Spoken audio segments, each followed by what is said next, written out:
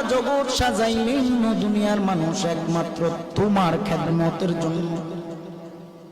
কিন্তু এই দুনিয়া যে বানাইলেন, মানুষ বানাইলেন, আদম হাওয়া বানাইলেন, সব কিছু বানাইলেন আমার আল্লাহ একমাত্র নবীর উসিলায়।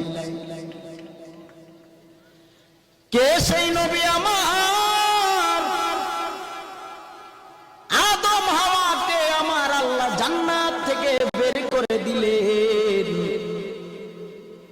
বের করে দেওয়ার পর 300 থেকে 350 বছর যাবত আদম হাওয়া কান্না করে আল্লাহর যত নাম আছে সব নাম নিয়ে কাঁদে।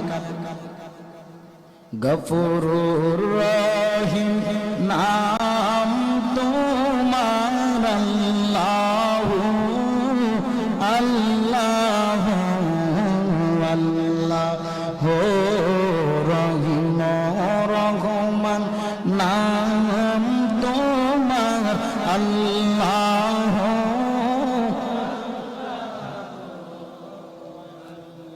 ও আল্লাহ, তোমার এমন কোন নাম নাই যেই নাম নিয়ে আমি আদম নবী তোমাকে ডাকি নাই।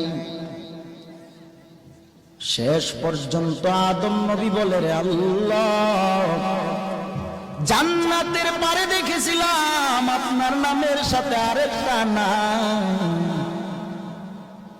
জানি না তিনি কে, তবে তিনি হলেন শেষ নবী রাহমাতুল লিল আলামিন।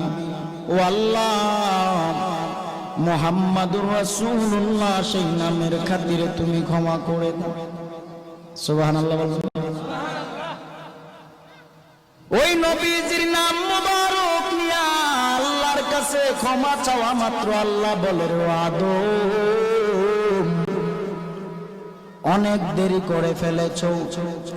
জান্নাত থেকে যখন তোমাকে বের করে দেই তখনই যদি তুমি আমি আল্লাহর নামটা নিতা আর আমার বন্ধু নবীর নাম নিয়ে আমি আল্লাহর কাছে আরজি জানাইতা, এরে আদম 350 বছর কান্না করা লাগতো না। তোমার একবার যদি খালি আমার নবীর নামের দোহাই দিতা, এরে আদম, তোমাকে আমি আল্লাহ জান্নাত থেকে বের করতাম না।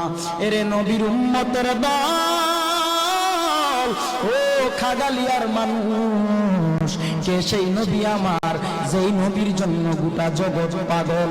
আমরা মানুষ হইয়া ওই নবীকে চিনলাম না রে বাবা। কে সেই নবী আমার যেই নবীর মা নাই, বাবাও নাই? নবী কোনদিন মা হারা চিন্তায় এত পরিমাণ কাঁদে নাই, নবী বাবা হারা চিন্তায় এত পরিমাণ কাঁদে নাই যেই পরিমাণ নবী গুনাহগার উম্মতের মায়ায় কেঁদেছে। আর আজকে আমরা উম্মত হইয়া ওই নবীকে চিনলাম না, কেমন কপাল পোড়া আমরা। নবী শুধু কাঁদেনি না, নবী এখনো মদিনায় কাঁদেন।